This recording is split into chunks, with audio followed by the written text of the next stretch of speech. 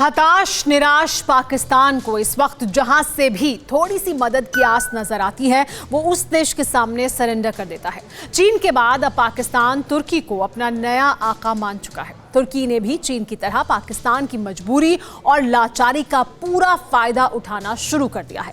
दावा है कि भविष्य में मदद का भरोसा देकर तुर्की ने पाकिस्तान से एटम बम बनाने का फॉर्मूला भी ले लिया है।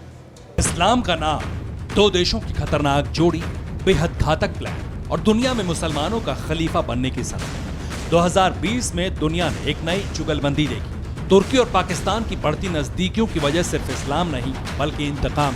दोनों की नीयत एक है, सोच एक है और मकसद भी एक जैसा। तुर्की भी दूसरे मुल्कों की जमीन पर कब्जा करना चाहता है और पाकिस्तान सालों से जम्मू कश्मीर पर गिद्ध दृष्टि डालकर बैठा है। 2020 में डील हुई और अब 2021 में अंजाम ऐसा हो सकता है। तुर्की made in Pakistan atom bomb से लैस हो चुका है, ये दावा किया जा रहा है। पाकिस्तान खुले तौर पर दुनिया से पंगा नहीं ले सकता, लेकिन एर्दोआन के इरादे बेहद खतरनाक हैं। रूस से S-400 एयर डिफेंस सिस्टम खरीदने के बाद अमेरिका ने तुर्की पर प्रतिबंध लगाया, लेकिन तुर्की झुकने की बजाय अड़ गया। तुर्की ने अमेरिका की बात ठुकराकर सीधी चुनौती दी।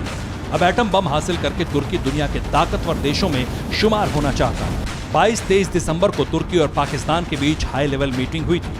दोनों देशों के सीनियर आर्मी अफसर बैठक में शामिल हुए थे। पाकिस्तान की तरफ से रक्षा सचिव तुर्की भेजे गए थे। तुर्की की तरफ से डिप्टी चीफ जनरल सैन्य सहयोग बढ़ाने पर बात की। तुर्किश मीडिया के मुताबिक मुलाकात में हथियारों के ज्वाइंट प्रोडक्शन और रक्षा खरीद को लेकर बातचीत हुई। सूत्रों के मुताबिक इस बातचीत से अलग एक और बड़ी डील हुई। तुर्की के राष्ट्रपति एर्दोआन ने पाकिस्तान के आर्मी चीफ से बात की। मीडिया रिपोर्ट्स के मुताबिक एर्दोआन ने पाकिस्तानी सेना चीफ जनरल कमर जावेद बाजवा से पाकिस्तान की न्यूक्लियर वेपन टेक्नोलॉजी की जानकारी शेयर करने को कहा था। दावा है कि जिस पर पाकिस्तान ने सहमति दी।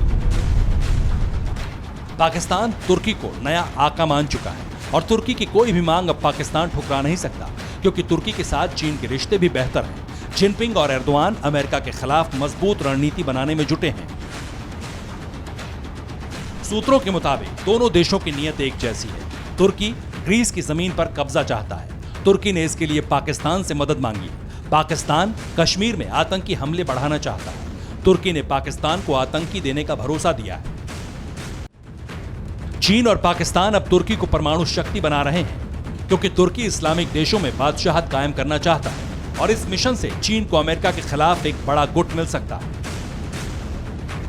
2020 में एर्दोआन ने मुस्लिम दुनिया का मसीहा बनने के लिए बड़ा दांव खेला था। ऐतिहासिक इमारत हैगिया सोफिया को दोबारा मस्जिद में बदला जाना तुर्की में साल की सबसे अहम घटना थी। इससे एर्दोआन मुसलमानों की नजर में हीरो बन गए। तुर्की की नजर ग्रीस पर है और इसी वजह से फ्रांस अब एर्दोआन के लिए दुश्मन नंबर 1 बन चुका है। एटम बम हासिल करने के बाद एर्दोआन की हेकड़ी और बढ़ सकती है। ग्रीस में तुर्की ने युद्ध का माहौल बनाया तो फ्रांस और तुर्की का भिड़ना तय माना जा रहा है। Bureau report, TV9 Bharatvarsh.